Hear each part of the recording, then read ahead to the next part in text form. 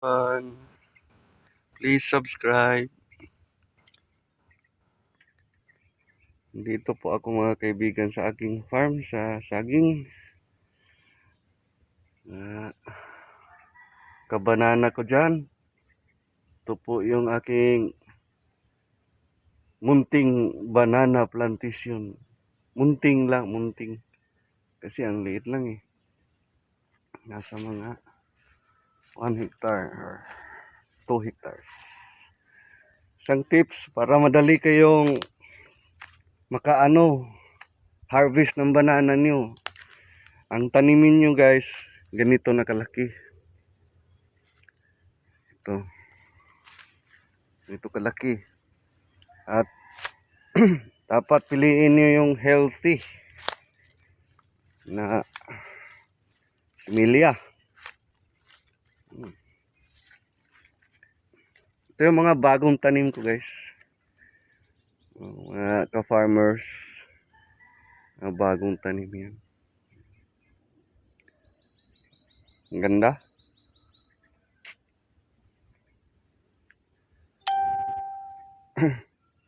Yung mga bagong tanim.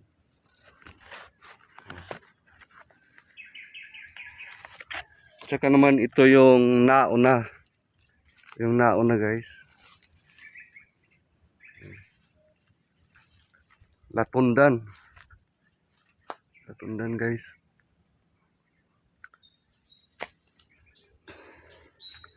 Wala po itong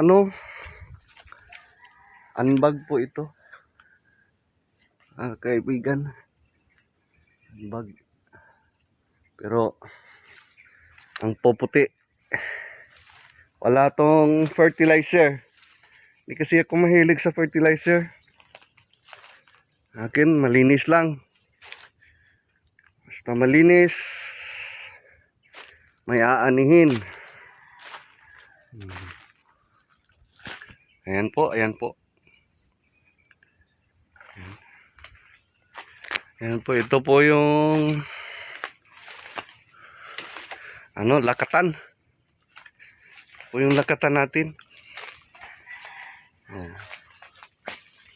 Yan po yung lakatan natin. Tsaka latundan din ito, latundan.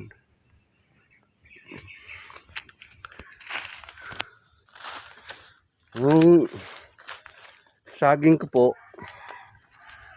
hindi po ako nag-a-apply ng fertilizer or foliar fertilizer. Kahit minsan.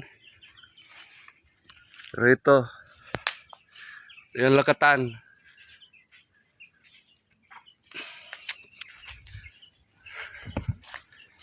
Ito, lakatan din yan. Ito naman yung latundan.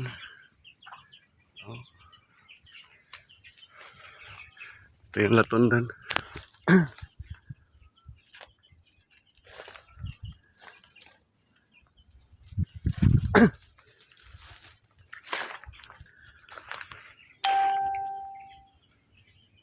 Konti lang to mga ka-farmers. Konti lang. Pangtanggal stress. Ayan.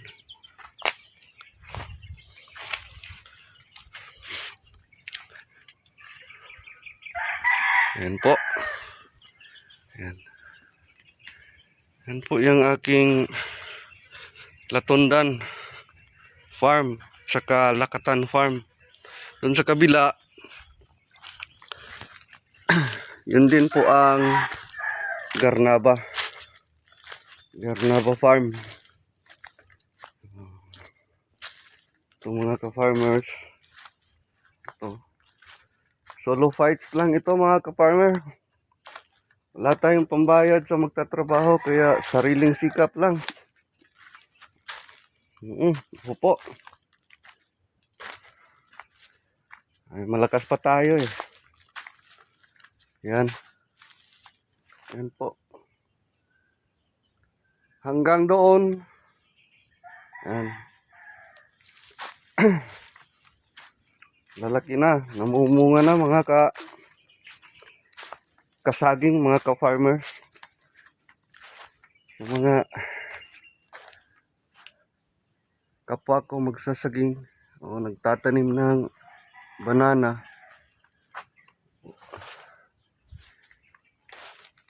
Be happy lang. Kahit mahirap. Ilang yun. At least, kung sa Bisaya pa, may paaboton. Tips ko lang para mabilis kayo makaani. Ganito yung itanim nyo, kalaki na. Ganito na. Oh.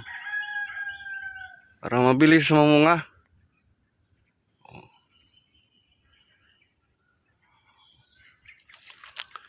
Ganito kalaki. Kahit mabigat, hirap. Kilang yun. At least 6 months, 7 months. May harvest na. Yan mga kaibigan, mga farmers. Yung saging ko. Yan, oo. Flex ko lang sa inyo. Kasi para ma-compare din. Ito pala bago kong tanim na garnaba. Ito mga ka-farmers. Ito yung garnaba. Ganito kalaki yung itanim nyo. Ganito na kalaki. Para mabilis lang. Ayan o.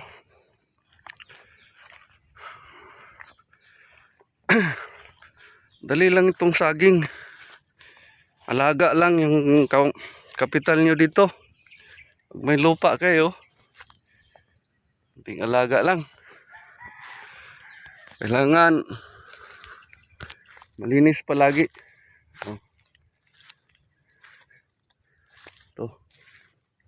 Oh. Pinapasan ko to mga ka-farmers galing doon sa baba.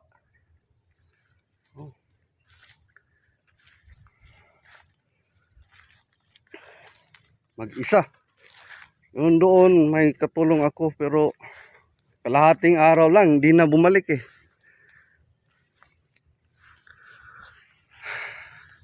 Nahirapan siguro sa bigat ng similya natin.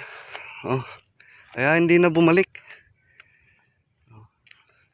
Ito malalaki na rin yung niyog ko mga ka-farmers. Ito.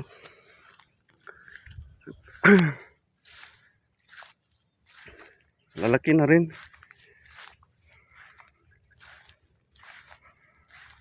Ito yung mga bagong tanong kong niyog. Ito dito, lakatan din. Mga old na. Kaya ang liliit na. Pero pwede pa rin. Pwede pa rin. Maganda pa rin. Kailangan ng rehabilitation na. Kailangan lukatin na yung puno at saka itanim ulit.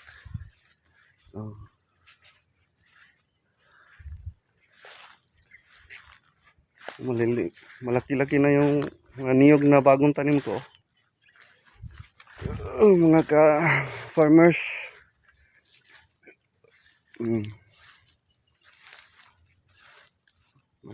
Sarap maglakad-lakad kapag ganito malinis yung farm.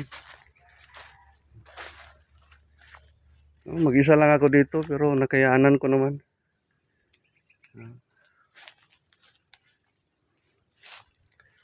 Ito yung lakatan.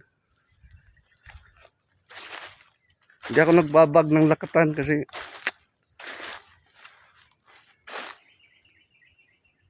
nakapagod. Hindi naman pang class E yung sa akin. Sa akin lang, basta naibinta, okay na. Kahit ibag mo dito, 40 pa rin yung kilo.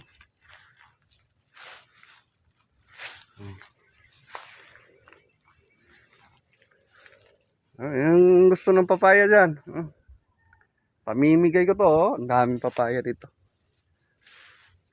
Hindi ko tinanggal kasi may pagkain ng uwak. Para ma-divert yung isip nila doon sa papaya, hindi sa sisiw ko. Kasi pag walang papaya, doon sila sa sisiw. Oh, ayan. Ayan po. Oh, init ng araw.